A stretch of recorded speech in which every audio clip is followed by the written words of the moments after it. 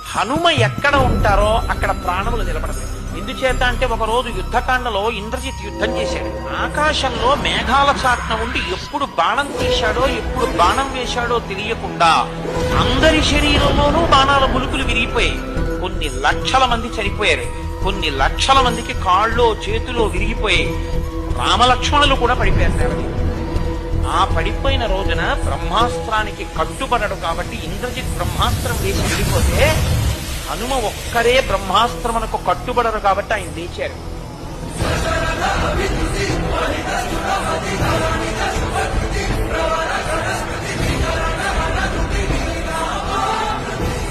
విభీషణుడికి తెలుసు కాబట్టి తట్టుకున్నాడు. ఇక మిగిలినటువంటి వీళ్ళిద్దరూ రెండు కాగడాలు పట్టుకుని అసలు బతికున్నారా ముఖ్యమైన వీరులు చూద్దామని వెళుతున్నారు.